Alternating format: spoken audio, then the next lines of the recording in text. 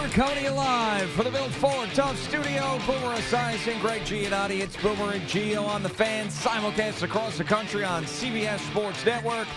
And wherever you are in the free Odyssey app. Good Tuesday morning. What a big quarterback day yesterday was. Quarterback news all over the place. And there's nothing better for Boomer Esiason than off-season quarterback news. You love it. You love sifting through it. Free agency, draft, everything.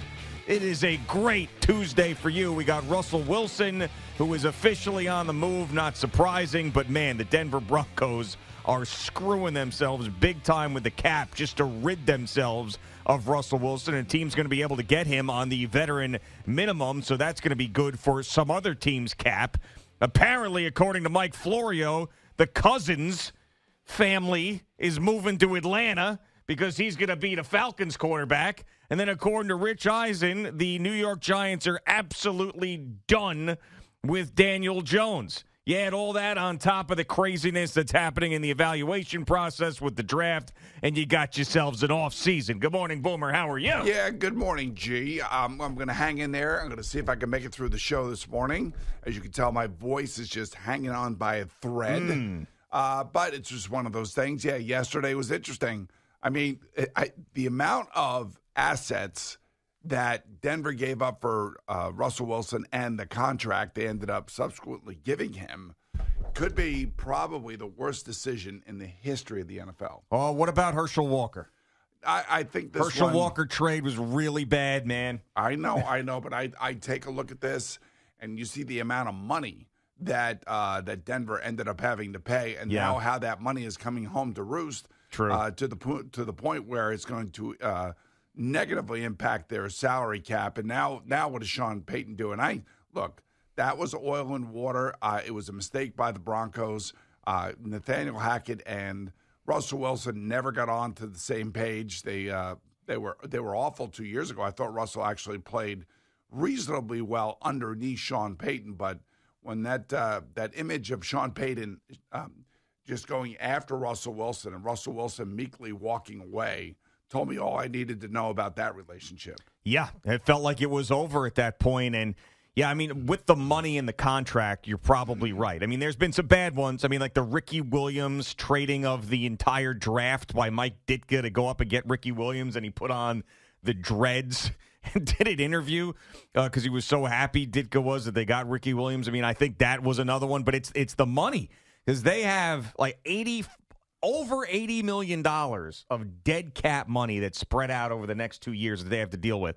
I think it's something like half and half. So the point being is that they need to draft a young quarterback. Yeah. And they need to restart that part of the process while paying 2 years of somebody else's contract. Yeah, and where they are in the draft isn't exactly perfect for them to be able to do that. They're not in the top 3 picks. No. Where you could easily take one of those top 3 guys that everybody believes will go top 3.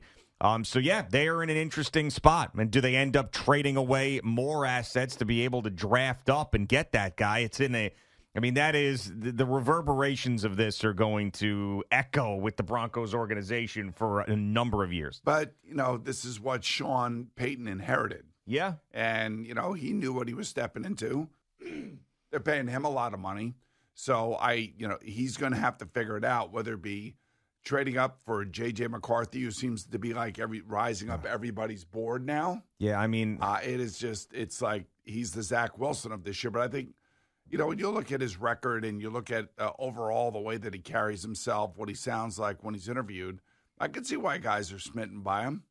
Yeah, and I think yes, he's coming out of nowhere in the sense of the draft board like Zach Wilson did, but it's for different reasons.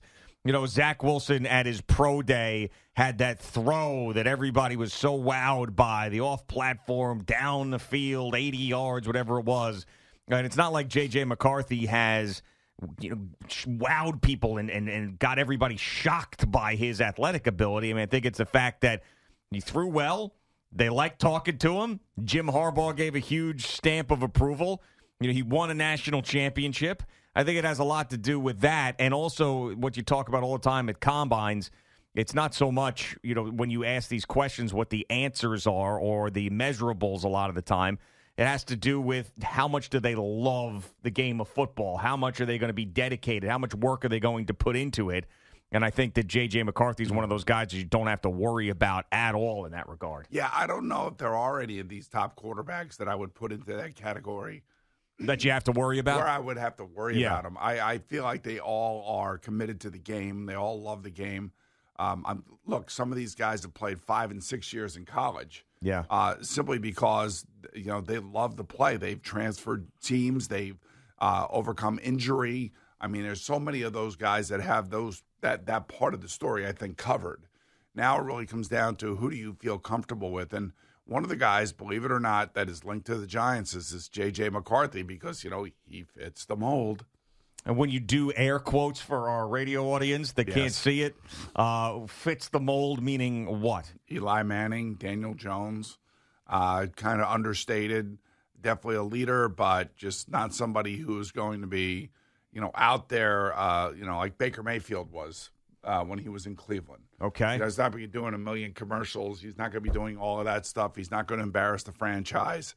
And, this is why people were thinking, the Giants have a lot of interest in J.J. McCarthy. So the question is, do they do it at number 6 or do they trade out of there, get up another couple assets, and still have enough room to be able to pick them up somewhere in the top 15 if that's the case? I mean, we're like right now in the silly season when it comes to all this. Yeah. I mean, there's a couple of things I'll throw out, silly season things I'll throw out there. So, Rich Eisen, by the way, Marconi award-winning Rich Eisen, he threw out there that the Giants are absolutely done with Daniel Jones, 100% done, buyer's remorse on the contract and all of those things. And then I hear Mike Tannenbaum, who I don't even know if I could believe anymore with some of the stuff he was throwing out there, like the Jets are going to have Russell Wilson as a backup quarterback to Aaron Rodgers. But he said that he would be surprised if J.J. McCarthy got past pick number 5 in the first round. So those are two silly season things that I heard yesterday. But the Giants, I mean, and we have talked about this now for months, but it really does make too much sense for Joe Schoen and Brian Daboll. You got to get your guy. You have to. If you're really going to go down with an injury-prone, inconsistent Daniel Jones when this was your opportunity to rebuild the Giants, you're nuts. Here's the one thing that I worry about. Brian Daboll has a certain offense that he and Mike Kafka run. That offense is it requires a quarterback that is going to be able to run. And is J.J. McCarthy fit the Giant offense, or will they fit the offense around the player? They should fit the offense around the player. That's the way it always should be. It should never be the other way around. But, if you had your druthers, the guy that, if he puts on about 15 pounds to run this offense would be Jaden McDaniels. Jaden Daniels. Yeah, for sure. Jaden Daniels. Yeah. Yes, thank you. Yeah, I mean, and he has to, as you said, he was 205, which is not a great frame for a guy like that. Yeah, I mean, that would be – so when you say, fits the mold of the Giant quarterback, that's more from what John Mara has put out there and what the organization has put out there. As far as fits the mold for the Brian Daboll Giants, I don't know if J.J. McCarthy is That's what I'm saying. the guy. Like you see these highlights from Jaden Daniels, you're like, holy God, he's unbelievable. Yeah, right. But he also is really, really skinny. And that's why he's got to grow up. He's got to mature. And look, if they're moving on from Daniel Jones, it doesn't mean that they'll move on from him this year. They may draft somebody and make them sit behind Daniel Jones. Well, they're going to have to, because unless Daniel Jones is hurt again or terrible, and that's probably the smartest thing to do, because you're going to have to – you get out of the contract after this coming season. You're going to have to pay him this year and have him on the roster this year. So it probably – and you give Daniel Jones an opportunity to play well in essentially what's another walk year for him, his second in 3 years. But that's that's probably the smartest thing to do. And then maybe get the rookie in the back end of the season, like you got Patrick Mahomes in with the Chiefs, and do the Kansas City model. Yeah, and I think most people think that in the NFL, wherever Kirk Cousins decides to go, that's when everything will start to fall into place. That is true. So he's going to be a huge domino. He's another guy, though, coming off a major injury. Not as old as Aaron Rodgers, but he's still coming off an Achilles.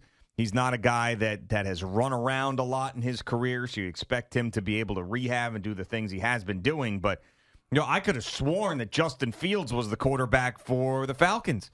After I saw that Instagram post from his manager, and Justin Fields is jumping up and down, and a guy in the background goes, "I hope you're ready to go home."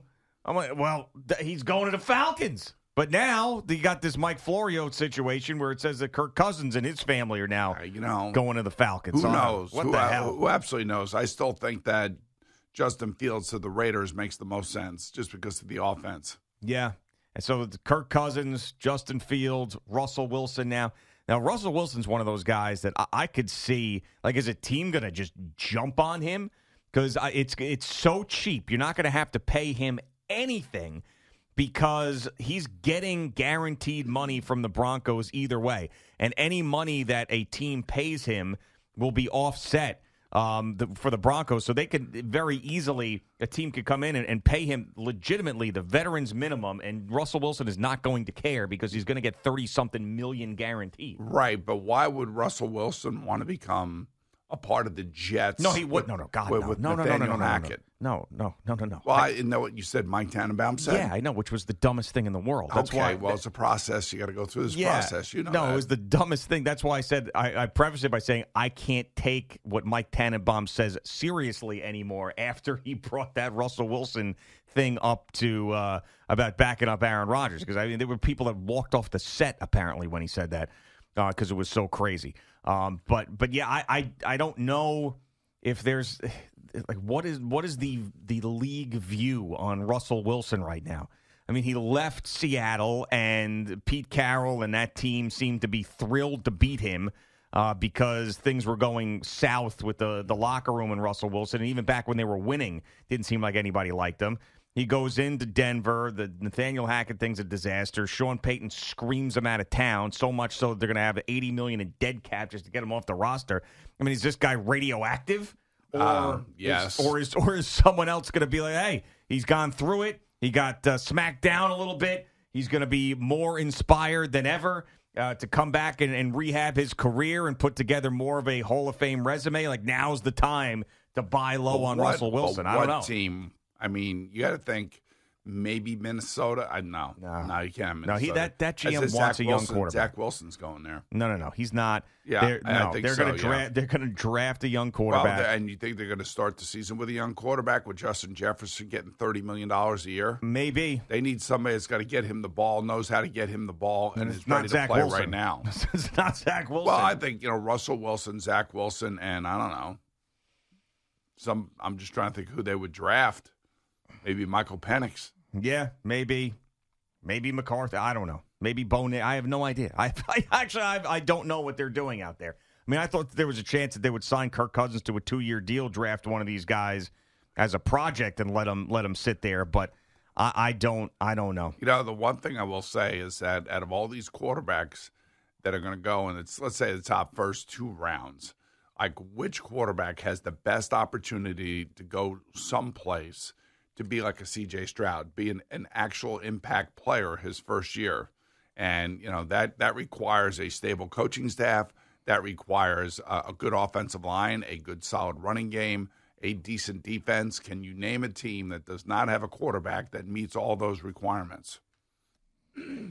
Or are we going to deal with, 5 out of the 6 they're going to go in the top 2 rounds are going to be flameouts just because of where they're being drafted and how they're being handled? Well, I mean, not to just talk about my football team, but tell me if you disagree. That team's got weapons, they've got an offense, and they had a defense that was turned around by Brian Flores last year that ended up being a top 15 defense. So that's the spot. When you got Justin Jefferson, Jordan Addison, T.J. Hawkinson, and a defense that was 50 times better than it was the year before. Well, we're assuming that they're going to sign Justin Jefferson. Yeah, I think they will. I mean, that's the whole reason why I think they're going this route. Well, not the whole reason. A big part of the reason why they're going this route with Kirk Cousins. That better be signed soon, because the tag today is the last day of the tag. That is correct. Yep. But he's not in the he could play on this. It's not like he's going to become a free agent if they pay him. He can play. They picked up his 5th-year option. Right. So this is when these guys get paid now. Supposedly. Like Jalen Hurts. Well, you told me that. Like, you can't have these stars going into that last year. It's a big problem. Well, it was interesting because the Bengals had that with T. Higgins, and he was a 2nd-round draft choice. Yeah, but T. Higgins, different situation. Like Jamar Chase and Joe Burrow and the big, like Justin Jefferson now is the biggest name on that team. You know? Yep. So it's like you can't be messing around, D'ing around in the drive-thru, like you say with Justin Jefferson. You're right. You gotta be all over this now, especially if you're saying that we're not going to pay Kirk Cousins $30-40 million a year. We're going to let him go, sign somewhere else, draft a young quarterback. A big reason why you're doing that is because you got to pay the wide receiver. So, I mean, Justin Jefferson, I see some of these takes where they're like, oh, Justin Jefferson's going to ask for a trade if Kirk Cousins, goes somewhere else. Really? Can't ban both. Right. I mean, the reason why he's going to get the money is because they're going to go with a younger quarterback. So, I mean, it'll be very interesting to see what that team does, because you want to talk about a situation like maybe that is a good place for J.J. McCarthy, something that there's already a foundation there. Like you saw the 49ers' best roster in football, Brock Purdy steps in and is able to, take them to a Super Bowl. So, and almost win a Super Bowl. So it depends the situation that you're in sometimes.